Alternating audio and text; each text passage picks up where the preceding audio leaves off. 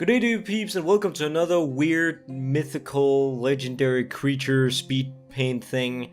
It's basically a video where I just draw creatures from a specific folklore from somewhere in the world. And in this episode we're going to be taking a closer look at Irish, Scottish and Gaelic folklore.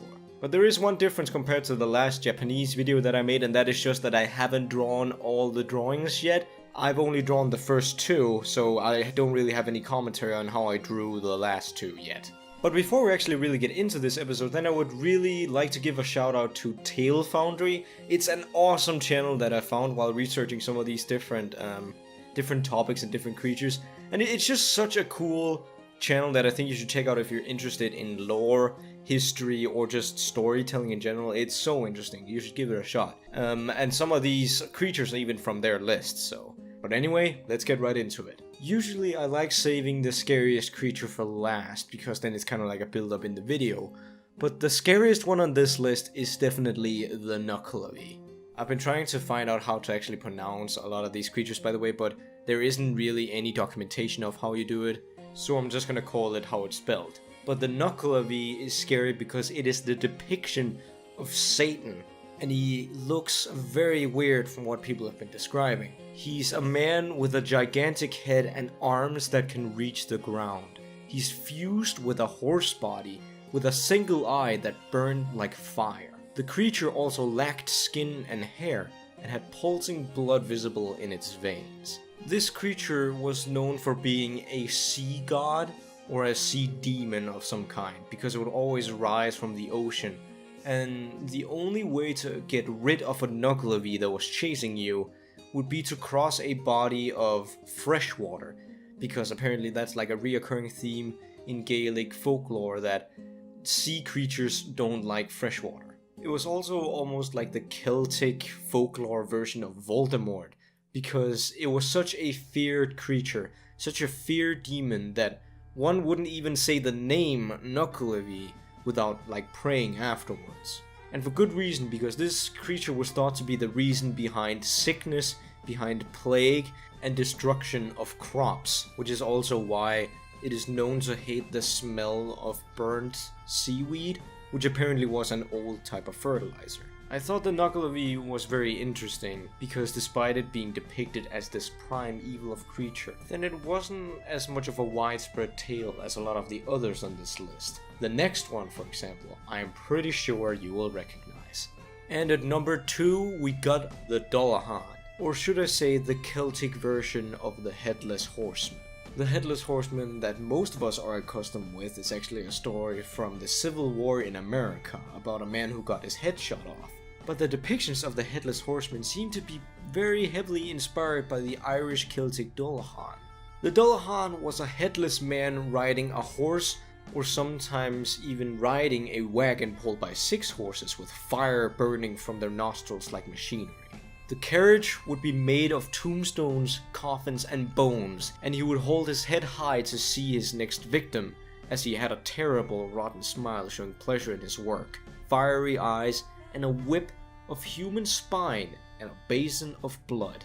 And unlike its American counterpart, then it doesn't actually have any origin story. All we know about it is that it was supposed to be a messenger of death, and that he would never speak, except sometimes when he would say a name.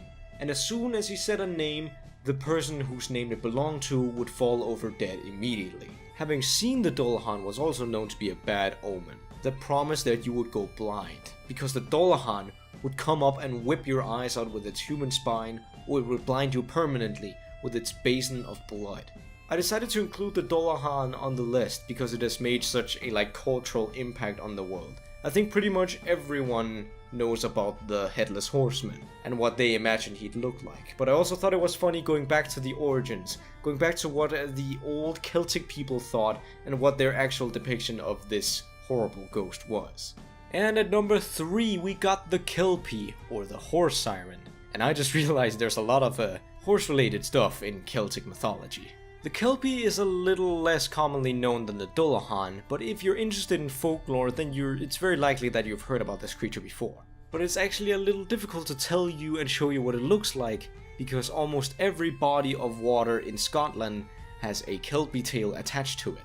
Meaning there's a ton of different depictions of it, but the most common depiction of it is that the Kelpie is a black horse with reversed hooves, or a white beautiful horse that could sing and attract people to come ride it, and it could even extend its back for more riders. But since this is obviously a siren and it's a beautiful thing, then it of course has a very evil side to it.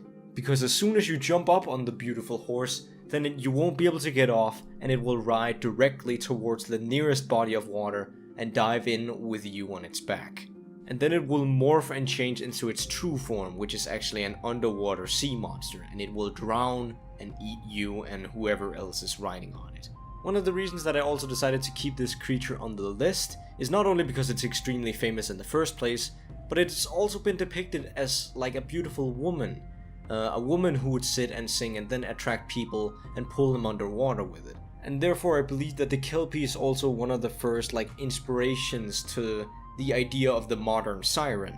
Because today when we think of sirens, we think of women near water, and we don't think of the actual original Greek description, which is women bodies who were mixed with bird bodies, who had claws and were not even particularly beautiful in the first place.